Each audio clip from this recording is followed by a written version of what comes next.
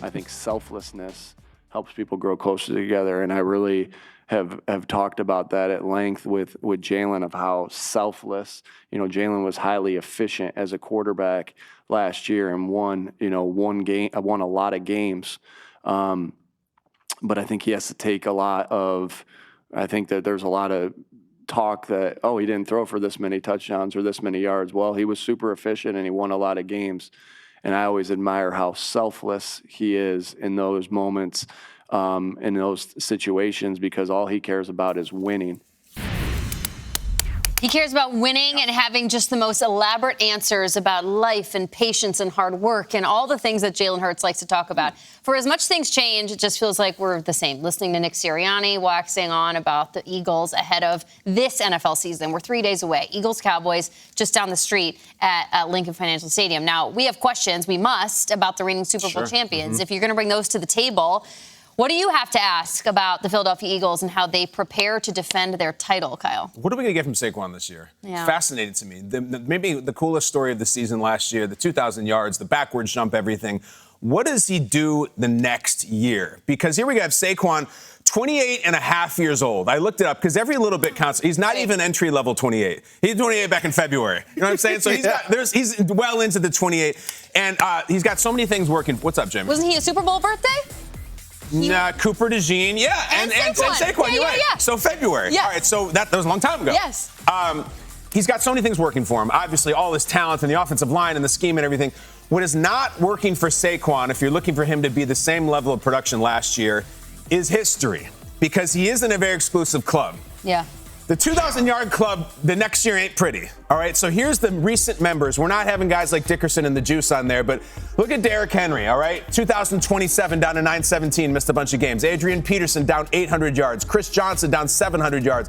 Jamal Lewis down a full 1,000. And as we know, if you remember, TD got injured the next year. So Saquon Barkley, history says, is not going to get 2,000. He's not going to get close to 2,000.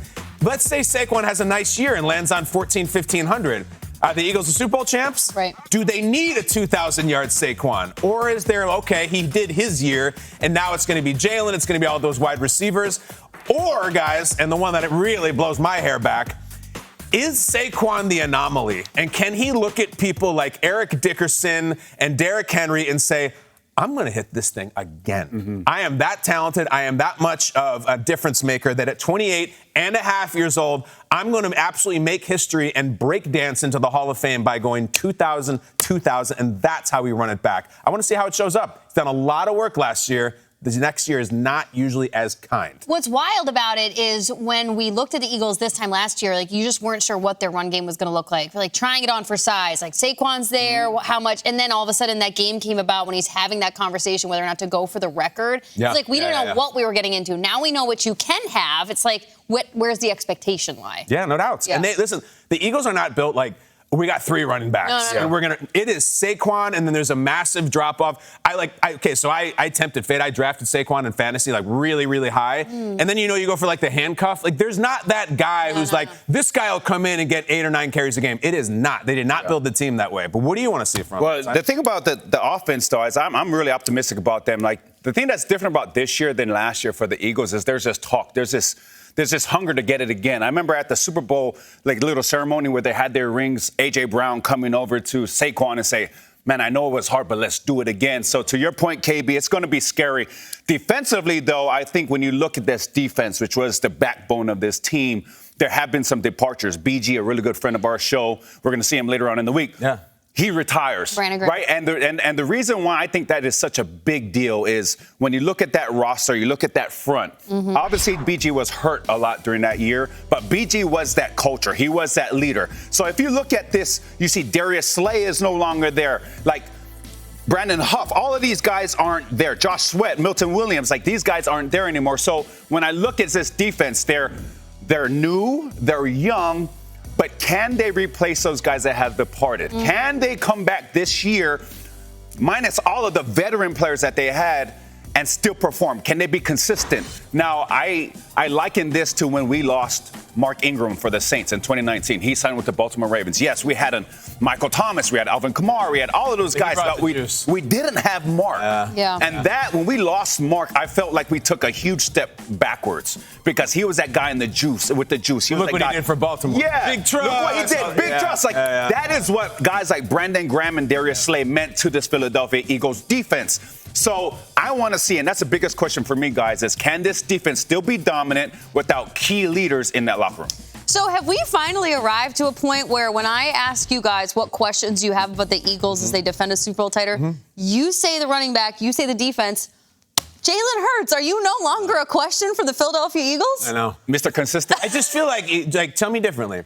I expect him to be really, really solid, and solid is a slur. Like, that's an insult to people sometimes if you say solid. Maybe he's changing it to a compliment. Maybe. But normally, if you say solid, it's like they're just fine. Solid is like game manager adjacent. Yeah. It's not a great thing to call somebody, especially a guy's decorated him. You want him like Jalen Hurts deserves being called great. Yeah. And yet I sit here and I'm like, we're basically an Eagles country, like you said. I expect him to be very solid. Not solid, very solid. You know what, though? When I was in my dating era, if you will, once I found the person that I would end up marrying, I remember my dad being like, he's a solid young man. I'd be like, that's a compliment, because that's Don't like you want to face the franchise? No. That's you, Jamie. No. That's like a lifelong commitment. Okay. That person's with you for the long run. It's not like he's electric, he's whatever. Like, no, he's not a flash in the pan. He's solid. He's not a system husband. Exactly.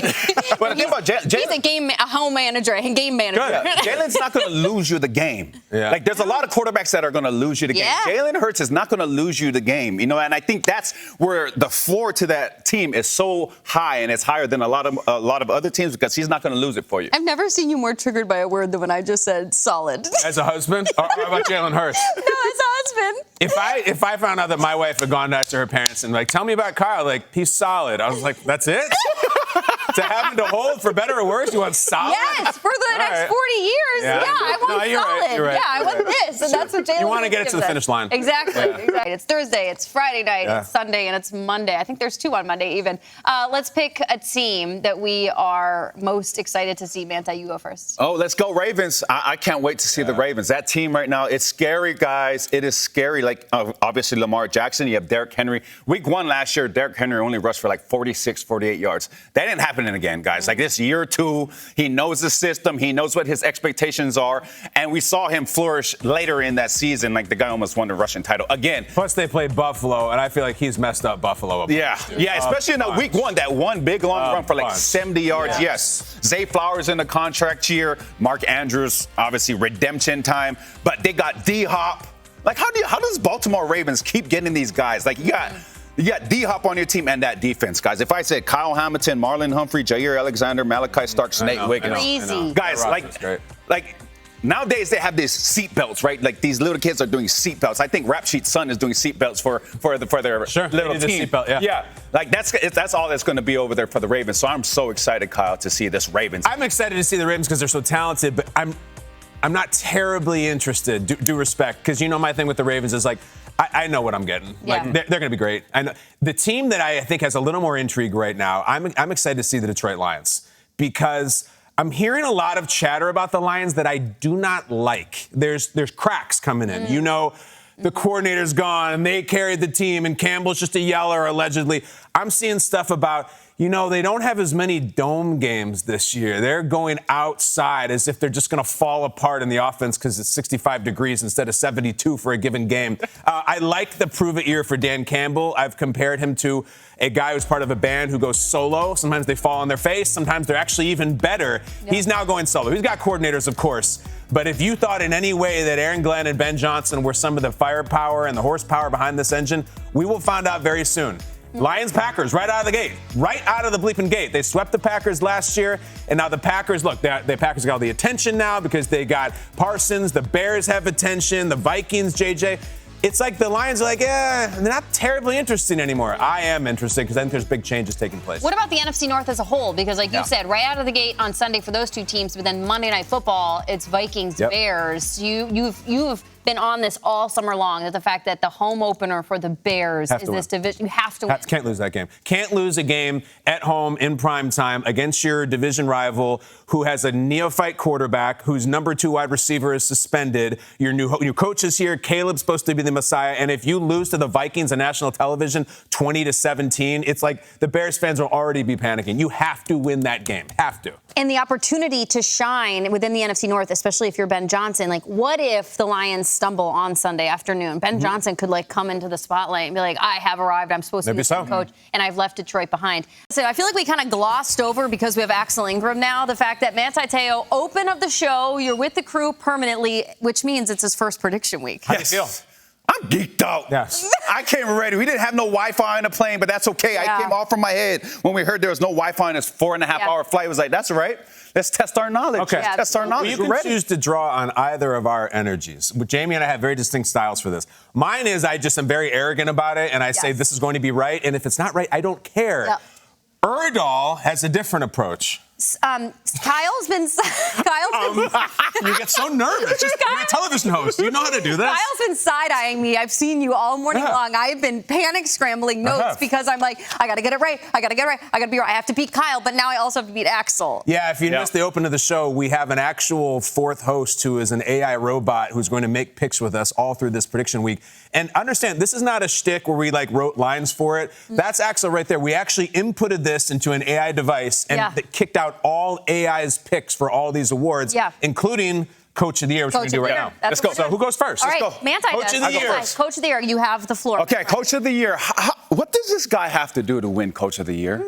Okay, 2023, he gets third. All right, he went 12-5, won the NFC North. You already know where I'm going. He wants the NFC North. He gets third. Last year, he goes 15-2. Still didn't win. First time ever in franchise history, the Detroit Lions have the number 1 seed. Still didn't win. Get it. So you talk about storylines, you talk about adversity. The guy lost both his coordinators to head coaching jobs. When you lose both coordinators to head coaching jobs, that's a reflection of the head coach. Like, it ain't you're going to go from one coordinator to another. You're going to get a head coaching job. That's a reflection of the head coach. So my head coach of the year, Dan Campbell. Go ahead. Dan Campbell. Dan Campbell, Detroit Lions. Like, if Dan Campbell even makes it to the playoffs, give him the award. If Dan Campbell goes 15-2, give him the award this year and next year. Like, the guy's just going to win and win and win. Like, you talk about culture, you talk about enthusiasm, you talk about locker room. When you go up in the locker room after a game, you know who's one guy's going to talk, and it's Dan Campbell. And everybody wants to listen. Not only the guys in the locker room,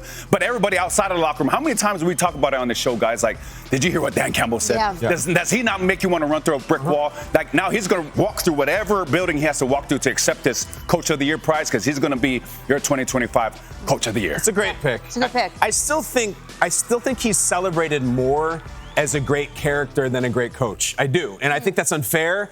And the fact that guy went into Detroit like 50 other head coaches have done with 100 other coordinators, and he changed the world, basically. Detroit is now a perennial playoff contender where they were a punchline before. And this year, I think, is maybe his tour de force, his victory lap. He would be well-deserved, because it's not all about coffee and Metallica and stuff. This guy coaches football. Well, perhaps the coaching mechanism for him would be the fact that he lost both coordinators, and then it would be back-to-back in the NFC North if he won Coach of the Year. The storyline is right there. It's right there. Got to win. Guys, however, all storylines. It's right there. I know. That's the thing. Kyle preaches. He has the feel for it. Axel Ingram, he's all bot. Kyle's all heart. You got to go for the story, okay? So here's my story. What if your boss, after your year of performance, said, I know this is the unpopular opinion to keep you here. We stunk last year, and let me make sure I get this correct. What do you got?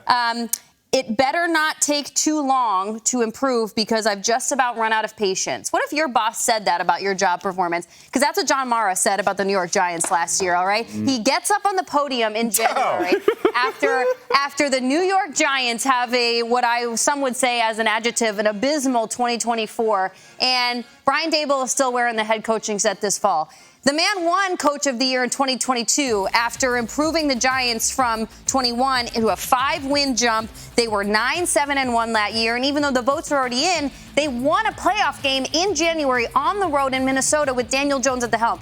That is a head football coach. That is a coach that had his hands all over Josh Allen at the start of his career. He made Daniel Jones better for a minute. Then Daniel Jones became the quarterback, perhaps, that we know of him now.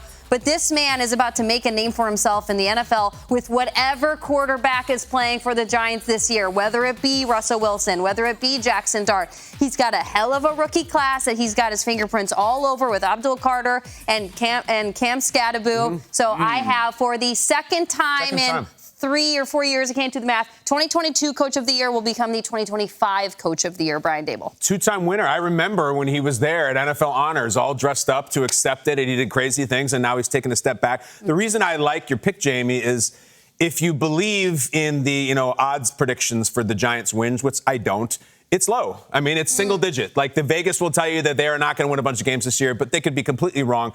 It's you're putting yourself out there, and I like it because it's a good guy and it's a good coach. It's a year to prove. And Stefanski won it twice in a handful of years. So it's been done before. It's hard not to argue that the New York Giants were the best looking team in preseason. It's hard not to. I mean, you're talking about celebration. I know. Like that last preseason game, guys, like they put up the most points ever in franchise history in the preseason. They went 3-0. Like the celebration on the sidelines, veterans still suited up, fourth quarter. Like, it's hard not to go against Brian Daboll. Manti was preaching about the culture of the Giants. He got the retweet from Russell Wilson. And he said, really? Yeah. And he said culture. Okay. Yeah. Russ put the stamp. He doesn't just hand those out either. No. That's Giants Commanders week 1. I have some takes about that game, but we'll talk about that later in the week. All right, so Jamie made the analogy for her Coach of the Year pick about you're struggling at your job and your boss says you got to get your act together.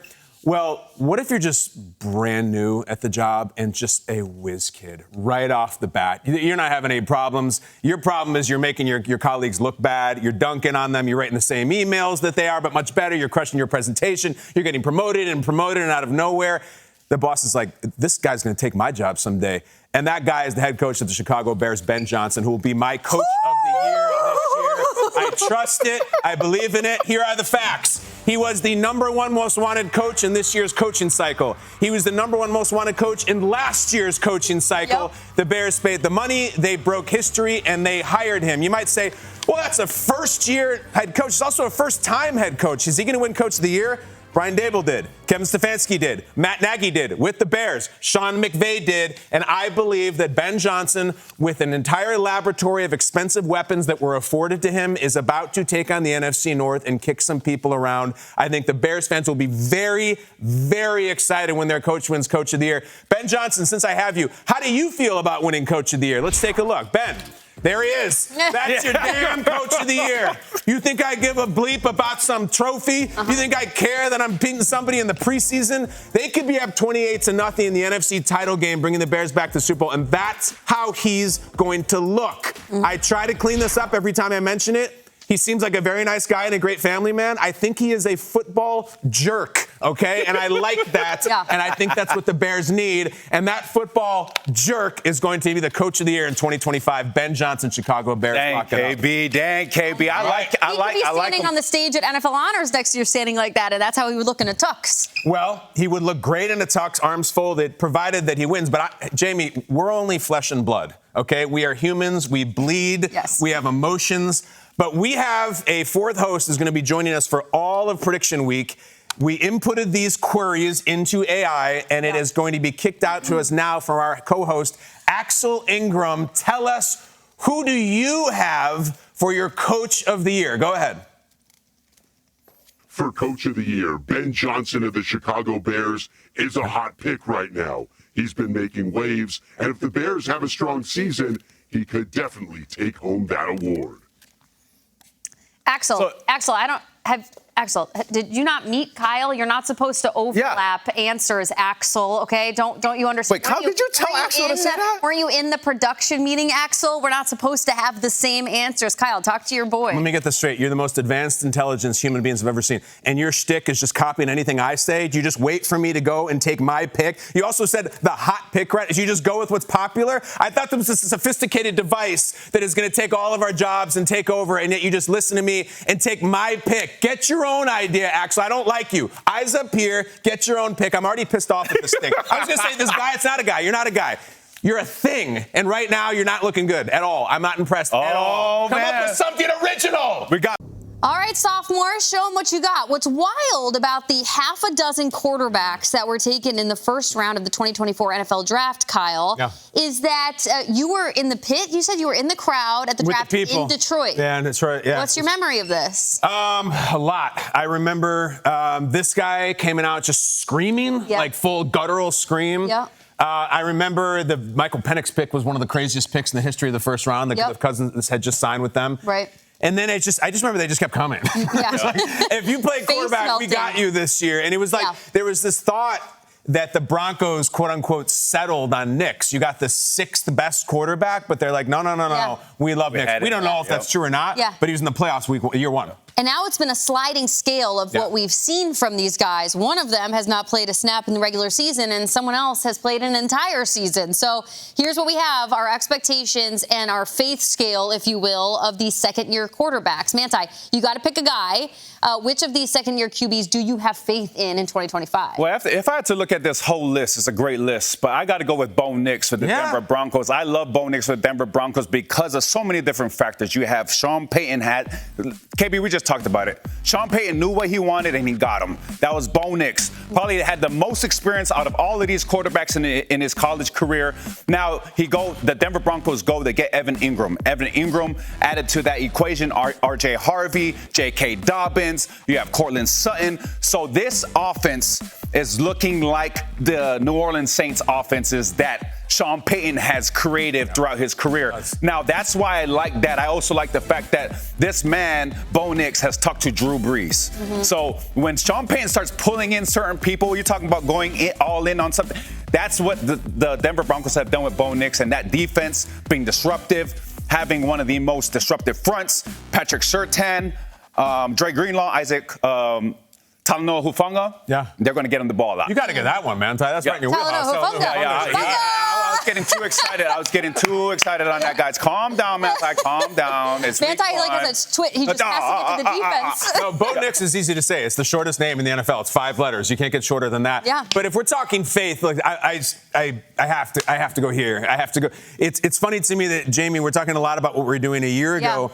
A year ago, we were all still marveling in C.J. Stroud's rookie season, saying, well, no one will ever touch that. And then Jaden's was better. Jaden's was better. It was everything. It was fundamentally sound. It was special. It was exciting. It was fantastic. And this guy has played in by far the biggest games. This guy damn near became the first rookie to ever start a Super Bowl. And I was really worried about Terry McLaurin. I was. Whether he was out there for football, whether it was going to disrupt Jaden's abilities and his improv and all that. He's under contract. He's there. It's all systems go. He has a great coach.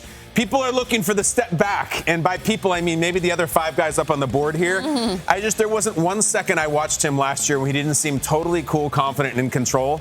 We also do something, and I don't want to put too bad a juju out there. We talk a lot about if we could put one player in the NFL in a bubble and protect them from harm. My bubble guy is Jaden Daniels. if he works well this year, other players we've said is Christian McCaffrey. Yeah, just put him in a bubble. I want to see you out there. If he plays well this year or not, I just want to see him on his own 2 legs doing it. So, Jaden, I mean, how do you beat that? Well, you go to the Super Bowl in the second year. It's the only thing he didn't do last year. I think our bubble guy last year was Joe Burrow. I think it was. Yeah, because he's been injured, and we're like, don't take Burrow from us. Injury gods. Do not smite Joe Burrow. Don't smite Jaden Daniels. We started this show talking about a potentially compliment or an insult by saying that they're solid. Maybe in a second-year sophomore quarterback situation, you just want to be solid, and then you can have faith put in you in running your offense. Okay, let's go on the field. We're just jumping right to excitement level now, excitement scales. Manti gets so fired up talking about Talanoa Hufanga and all defenses in the NFL. But focus on the quarterbacks, Manti. I'm going to try. Which one from this list are you most excited to see? Man, I got to say Drake May. Drake May and the New England Patriots. I got to say that now that Drake May has a wide receiver 1 in Stephon Diggs. Guys, the Patriots' number 1 receiver is Hunter Henry, their tight end, all of these years. So now he has Stephon Diggs. You have Mike Vrabel that's over there at the bottom of a fight pile as a head coach trying to beat people up. I am so excited about TreVeyon Henderson and this pairing between Drake May and TreVeyon Henderson. I think when you look at this New England Patriots offense, this defense in the preseason, they just look different. They sound different. They play different. And so if I'm going to say out of all of these quarterbacks, who am I the most excited for? it's a former Tar Heel and Drake May. That's a good choice because there's so many to choose from. But I'll just go open book here, Jamie. I'm having trouble deciding right now, so maybe you guys can help me because I'm excited for different reasons. I'm really excited for two guys that play in the opener. I'm looking for JJ and Caleb, and totally different deal. We've seen him start a whole year. We haven't seen him at all. Over here, I think it would be so cool if this guy was really good. He's so well-liked. The background is amazing. And for him to enter the fray, be like, I know I missed last year, guys, but I'm going to be part of this club. If he does something crazy, like throws 3 touchdowns at Soldier Field and wins that game. And yet, that draft, you asked me my memories of it? Yeah. Here's some memories that I have of the draft. We have 5 first-round quarterbacks here, and there was very, very, very little debate about who should be going number 1 because it was like, oh, get Caleb if you can get Caleb. Caleb is the most talented. Caleb has the strongest arm. The Bears did not spend 5 seconds thinking about it, and we'll never know. If the Commanders had the number 1 pick, I think they would have taken Caleb. So now you have all of the talent, and there's nothing that's really aged worse, really, than how the 2024 Bears were set up to receive Caleb Williams. There will be a documentary on it at some point. It was bad. Yeah. And now it is completely opposite. So if you take that talent, again, the undisputed number 1 pick, all the weapons, and the crazy mad scientists, like, I really do think the Bears could do something very, very special this year. I think the Bears could do this year what this team did last year, and that is intoxicating for a team that usually gets it wrong. I think this could be the year they get it right. Can I give one guy his due? And maybe I don't think he answers the faith question. I understand why he wouldn't answer the excitement question, but I do just want to spend a minute on Michael Penix. Talk about it! Because I understand why you might not, ye of little faith, if you will. You just didn't see enough of him last year. Yeah, what is it? He was put in there as a starter because of an injury and to a beloved quarterback in the NFL. The business decision behind the reason why he was even drafted is very confusing for people. Kyle, you alluded to it. To spend as much money as the Falcons did on Kirk Cousins, to be unceremoniously usurped immediately upon draft night to take Michael Penix Jr., the lefty. Also, don't be confused by the fact that oftentimes people are like, why does that look so strange to me when you watch Tua throw or Michael Penix Jr. throw? It's because they're left-handed. So I understand why you don't have faith in him. I can understand why you're not excited about him, but that doesn't mean that I don't think he isn't due us talking about him. He has a great core around him. When you do your fantasy draft, you're going to draft a bunch of his weapons, and yes, including Kyle Pitts. Yeah. But he has this running back, he has the receiver, he has everything, and he's sitting there behind the bench for a while. It's someone that we always like when people do. Yeah. Well, we always talk about J.J. McCarthy not playing a snap, right? Michael Penix, he played in 5 games. He only started 3. Right. And so when you talk about experience level, I think that kind of raises the concern as to, we have to see more subject matter. Yeah. There has to be more data when it comes to Michael Penix Jr. Yeah. And with Bijan Robinson, all of those guys, I think it bodes well for them. Times were so good, weren't they? It was 2024. We had all these quarterbacks that were going to get drafted. Now they have 1 year under their belts, and what will they do with their second in the NFL? It's Caleb, Jaden, Drake, Michael, JJ, and Bo. Ooh, the answers we will get in 20. There he goes! Not you, Kyle. Chiefs are getting ready to head to Brazil. This is the lead block to take on the Chargers. The off-season talk concerning Kansas City that maybe their run has come to an end. How do we feel about their Super Bowl era, if you will? Maybe the Eagles broke the Chiefs. Who wrote that? Only time will tell as we move through the 2025 season. But in terms of getting prepared, head coach Andy Reid knows his guys. Perennial MVP candidate Patrick Mahomes is ready to lead their squad. I thought he had a good camp all the way through. He's a great leader. He's continued on with that. Wants to know everything. Loves that part of it.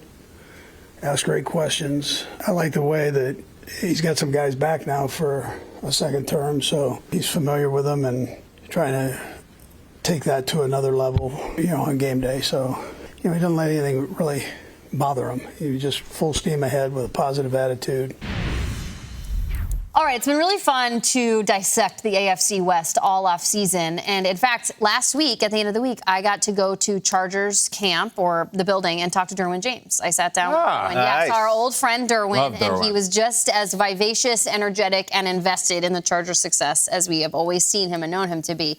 But where is the proof coming against the Chiefs? That becomes the question, and it all starts in Brazil between these two teams. What do we like about the quarterbacks in this matchup? What are you feeling about them? Where's your faith meter, if you will? Remember, Herbert is 1-7 in his career against Mahomes. And so how does this feel about a second chance, a renaissance, if you will, for Justin Herbert. But Justin Herbert, he has to understand his role on that offense, right? Yeah. His role in a Greg Roman offense is to manage those situations and sustain long drives.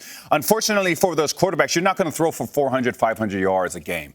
But you are going to win a lot of games if you stick to the plan. Hand the ball off, establish a really dominant run game, and when it's time to run that play-action pass, run the play-action pass and dominate. Now, I do like that they brought Keenan Allen back. Yep. That's his favorite target. I am interested to see how that affects Ladd McConkey, because now that you have two slot receivers, is what the Rams had with Puka Nacua and Cooper Kupp. Now that's what the Chargers have. But the defense is the number one scoring defense in the NFL, and they had the most turnovers in the preseason. Don't throw the ball to the flat, which is outside of the numbers to the sideline. That area, for some reason, the Chargers like to pick off a lot of balls over there, so don't throw it there. But I like the Chargers going into this season as long as Justin Herbert continues to do what he's done, and that's manage the football game. Jim Harbaugh continues to do what he's done, which is win everywhere he goes. I think the first year of Jim Harbaugh was very successful. They're in the playoffs, right? Yeah. But the college comp would be last year they got to like a really nice bowl game. And I really, not one of the best ones, but like a really nice one. But they lost to Ohio State. They did not beat Ohio State. And Jim Harbaugh, when he went to Michigan's job was to beat Ohio State and win a national championship. He ended up doing both. 0-2 against the Chiefs. They're going to play them twice every single year. They're going to have to get through them every single year. And I don't feel like Jim Harbaugh has really arrived until he has that first time he beats the Chiefs. And I don't mean in some crazy Week 18 thing, one of these years where none of the starters play. I mean in a real game, preferably at Arrowhead.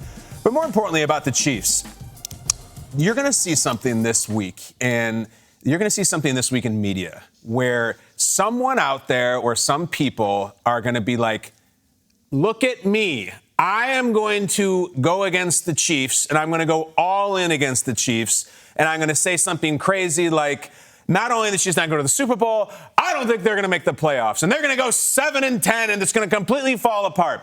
Now, maybe that person really means that. Maybe they don't mean it. This is a big, big week for people out there, maybe it's on our show, maybe it's on others, to draw attention and draw eyeballs by picking apart the Chiefs and saying that thing's going to fall apart. I saw it with the Patriots. People would do it for years. You just say the Patriots run us over and everybody blows up. If you see someone saying the Chiefs are going to completely fall off the map this year, like it's just going to stop, the party's going to stop, take a minute and ask yourself, do you really believe what they're saying? Or are they being a provocateur who's going to toss a Molotov cocktail into social media and just wait for the clicks? Because that person will come. Now, maybe they mean it and they have really good backup meaning behind it. I look at the Chiefs. Yes, they got hammered in the Super Bowl. Hammered. They won 15 games in the regular season last year, then pretty casually beat a very good Houston Texans team, then beat the MVP again in Buffalo, and they just ran into an Eagles team that I think would have beaten the 92 Cowboys. It's one of the best teams I've ever seen. So if you're thinking like Super Bowl hangover, we've seen the Chiefs lose a hangover before. Yeah, but we've seen them get destroyed in the Super Bowl. They had no chance against we've all seen this, and they come right back like a buoy that you hold under water, just right back up. So the take's going to be out there, not coming from me. I think the Chiefs can do great things this year. But when you see the take, give it a little sniff test to think it's authentic or if it stinks, because I bet it's the latter. Well, I would caution people from making that kind of judgment on the Chiefs. If you have any question about the Chiefs, watch that third preseason game against the Bears. Just watch it. Not only watch the score, but watch how they're firing off the ball. Yeah? Watch how they're protecting Patrick Mahomes. I think that was the number one thing for them that they went into the offseason after what happened in the Super Bowl is like, how do we protect Patrick Mahomes? Well, they did it 3 different ways. Number one, they're getting the ball out of Patrick Mahomes' hand faster than I ever seen them do. With all of these quick screens, all the play actions, all of that. Isaiah Pacheco looks probably the best he's looked, guys. Like, he's physical, he's fast, he's healthy, he's looking good. They're implementing a scat back in Brashard Smith. I don't know what school Brashard Smith went to, but he's number 30. I saw him inside on the third preseason game just running routes. Now, what does that do? That takes the DN and forces the DN to help the linebacker in coverage. So I would caution. SMU. Like Eric Dickerson. Mustangs. Yeah. Let's go. All right, I like it. Just caution. I would caution against that, guys. All right. They're looking good. Save that clip for when he goes nuts out of SMU and wins games. We'll play it for Manti. I like that. Now we are looking at the rookies, all right?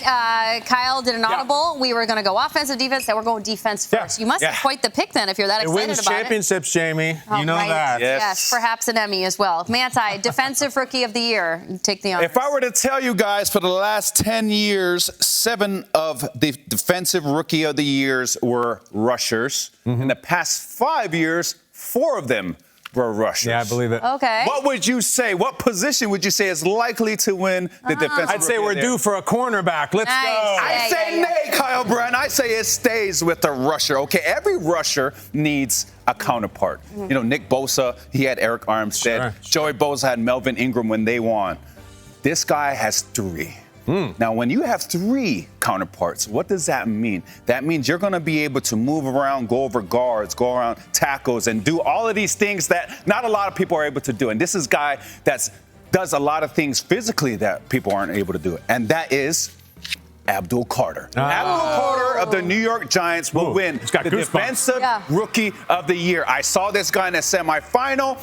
Penn State Nittany Lion, and I was like, who the heck is this guy? He played with his 1 arm, and he's going to be playing with 2 arms and 2 feet. Like, watch the guy play this game. He has a get-off like Von Miller. He's shifty like Micah Parsons, who also wore number 11, who also the New York Giants are going to use him like. So I got Abdul Carter as a defensive rookie of the year. It's a great pick.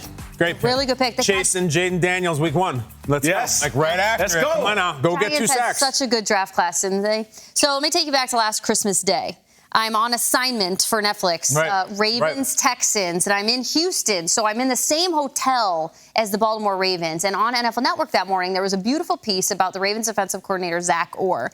Young defensive coordinator, I believe the youngest in the league at the time, and his playing career was riddled with injury. He had to retire because of an injury. Harbaugh invested in him, and now he is leading this prolific defense. Well, the thing about Zach Orr is, like, he wants his toys to play with, and he had to move Kyle Hamilton around a lot last year. But once they put Kyle Hamilton at safety, the Ravens defense in the second half of last year was awesome. But the thing about Kyle Hamilton, as you say, you need somebody on the other side, and they got one in Malachi Starks, the safety out of Georgia. Okay, you got Kyle Hamilton and you got Malachi Starks out of Georgia. Malachi Starks, an unbelievable story for this young man. He references his parents all the time, and there's a reason. Malachi Starks just credits his entire playing career to his parents. The Starks family experienced intermittent homelessness when Malachi Starks was a child. Between 3rd and 6th grade, his parents were working day shift, night shift, multiple jobs, and Starks was just playing football, grinding. He was one of the best recruits in the country. He goes to Georgia. He starts as a freshman on that Georgia defense that is winning titles left and right constantly. And if Kirby Smart puts you on a field for Georgia that early and that young, you're something. Now, he's been in camp. He fought for a starting spot at safety opposite Kyle Hamilton. It's tackles for loss. It's a couple of picks, and it's going to be a defensive rookie of the year from Malachi. Seatbelts. Seatbelts for those Ravens. Ravens are so loaded. They're loaded. They have so many players. Win the Super Bowl. You can do it. You have so many players. All right, so when you come to these picks, I've done enough of them over the years that sometimes you go with your head, right? Sometimes you just go with your heart. But then sometimes you just want to see the world burn. My selection for the 2025 Rookie of the Year is Shamar Stewart from the Cincinnati Bengals. I'm doing it. I like this guy. I like what he stands for. I think he's going to blow this league up right now. And Manti, what were you saying about? You got to have somebody on the other side. Who's on the other side? He just got paid. He's angry. This team is going to be throwing constantly. They're going to have leads a lot. They're going to be putting up a lot of points. He's going to have tons of opportunities. And wouldn't it be just a cool little bookended story that the guy who I'm not really sure what he was thinking at draft night, and then afterwards he becomes the last player to sign. He will be the first player whose name is read at the honors when he is the Defensive Player of the Year. Unlikely. I just want to see the world burn. I do not care when I'm right. I want to be there on stage. I want to hand it to him. Shamar, I like your game. Do it. I like what you're doing this year. Go get it, my man. Go get double dig. First year as a rookie. Go get it, and they'll hand you the hardware. I think it'd be so cool. Friend of the show came on Good Morning Football the day before the draft, live in Green Bay. Who knew? He was in the green room, and then, yes, a very odd stage presence, but whatever. Your stage presence matters if you're the NFL Defensive Rookie of the Year. It's a good pick, Kyle. Well, it's a good pick, and it better not be a pick that is duplicated in this segment, because we have a new 4th host for Prediction Week. We came up with an actual artificial intelligent device, and we implanted it in the head of the fourth host, whose name is Axel Ingram. He's seen there. Earlier in the show, we did our Coach of the Year picks. We went around the horn. I picked Ben Johnson of the Bears, then Axel promptly picked Ben Johnson himself. If this thing picks Shamar Stewart of the Bengals, like we're fighting. We're fighting. I'm going to get my laser gun and my lightsaber. But, Axel, we invited you on the show. Use that AI that we implanted in you and tell us, who do you think will be for Rookies of the Year, Defensive Rookie of the Year? Go ahead. For Defensive Rookie of the Year, Abdul Carter is the name to watch. He's a linebacker drafted by the Giants, and a lot of folks think he's going to be a tackling machine right out the gate. All right. Well, you're just copying everybody, Axel. No. That's all you're doing. Come on. You have the easiest job, bro. You just listen and you're like, I'm just going to copy whoever says something. That's why you're not in the opener. We can't just duplicate you. Oh, come on, Axel. KB. I don't appreciate the patronizing tone either, where you say he's a linebacker for the Giants. We know. We work in football. We do it every single day. You don't need to tell us that. Everybody watching knows. This is a top 10 pick. We know that. And to take Manti, does it make you feel like validated that the machines agree with you or not? Well, if he didn't copy your answer, I would be like, oh, yeah, maybe I got it. But the fact that he shared your answer for Coach of the Year, he shared mine for Defensive Rookie of the Year. Come on, Axel. You got to be, come on, man. Or, guys, just have an original thought. Yeah. You too. All right, Offensive Rookie of the Year. Here we go. We just covered defense. We got Abdul, Malachi, Shamar, and Abdul again. Yep. And now let's go offensive. Manti, you're up first.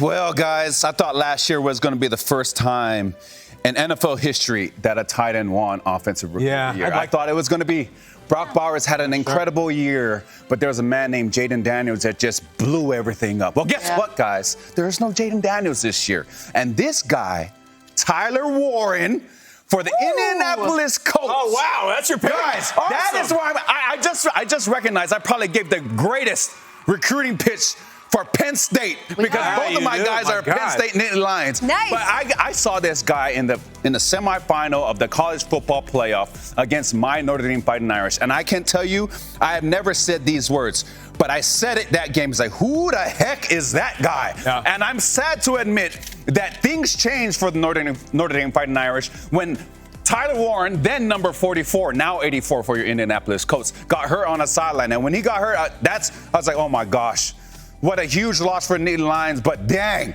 when I see this guy play, it's so funny. We're watching Malachi Stark's highlights, Jamie, your guys' highlights. Yeah. And who was catching the ball? That man. And he's going to catch the ball a lot for the Indianapolis Colts in that RPO system. Daniel Jones is going to hit him in the flat, hit him on wheel routes. I have the former Nittany Lion, another one, and Tyler Warren as my Offensive Rookie of the Year. Yeah. I hear that. Yeah, the Notre Dame alumni office is calling. They're taking issue with it. Yeah, well, we needed them last night. Dang it.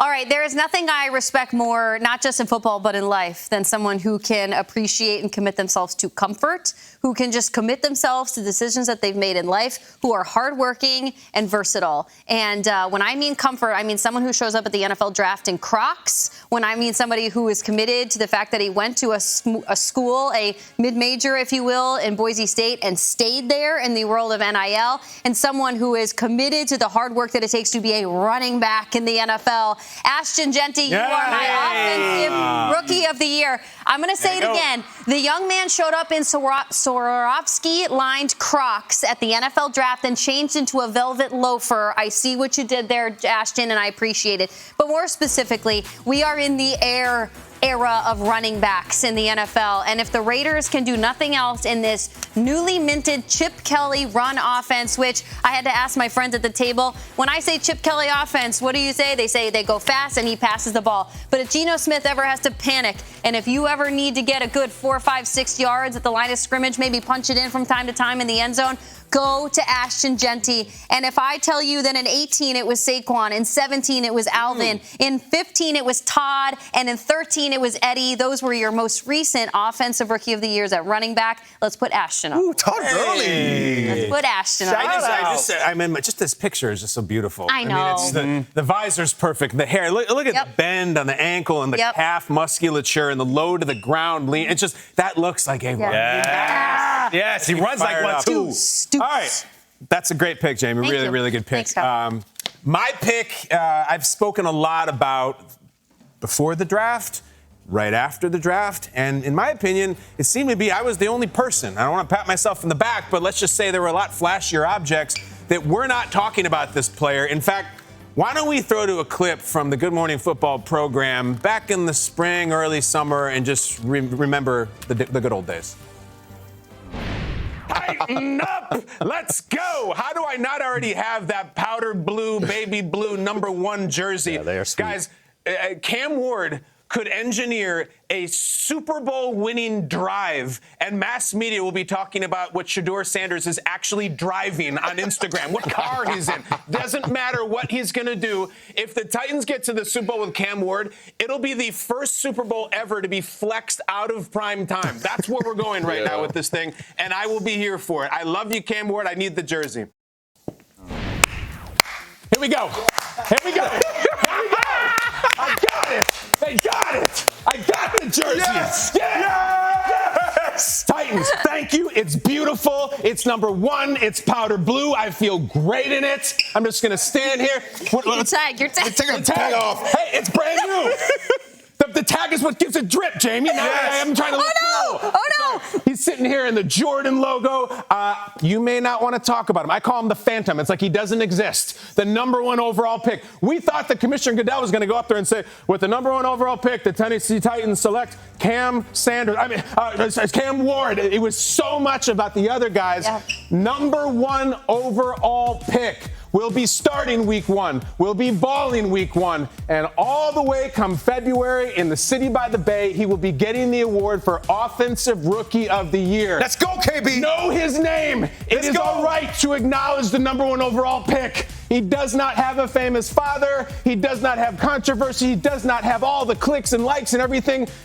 He's got that right arm, though, baby. And he's got that team, and he's got that vibe, and he's got that talent. And now I've got that jersey. Tennessee Titans, I love you. Thank you so much. I appreciate you. Cam Ward, your Offensive Rookie of the Year. There we go. I feel good about this. Kyle. Look at this Jordan-looking dude right here. Look, that's the logo. Totally. That is awesome. You were complimenting the Ashton Genty photo. I can't stop looking at how tall and composed and smart and brilliant and excellent this quarterback looks. Looks great. Mm-hmm. It looks great. The aesthetics are immaculate. Cam Ward, your Offensive Rookie of the Year. And, you know, people are like, wow, Cam Ward. Yeah, Cam Ward, he's the quarterback. He's the #1 pick. Why is that surprising? But, listen, we're only humans. Only humans here. We have 3 humans making picks today and 1 Android AI robot who has all these fancy calculations, and he's going to be so right. Axel Ingram, our co-host from AI World today, tell us who your pick is for the Offensive Rookie of the Year. For Offensive Rookie of the Year, one name, Ashton Genty, who landed with the Las Vegas Raiders. He's known for his speed and his ability to catch passes out of the backfield, so he should be a real offensive spark. You should be a real offensive spark. I understand how annoyed you guys are now. Axel, the thing is, the reason why Manti is cackling is like this was legitimately put into an AI bot, and these are the answers it makes you feel like a fool. Are we that smart? I'm kind of embarrassed. Why?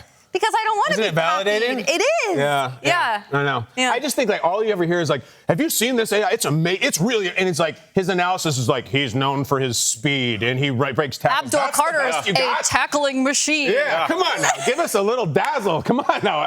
But again, we have had all of our picks. My Coach of the Year, I have the same one as Axel. Your Defensive Rookie of the Year, and now Ashton Genty, your Offensive Rookie of the Year. Wait till Axel start giving the playoff picks. Wait till he starts seeing MVP. Come on now. All right, let's take a look. Let's take a look at the business that we took care of.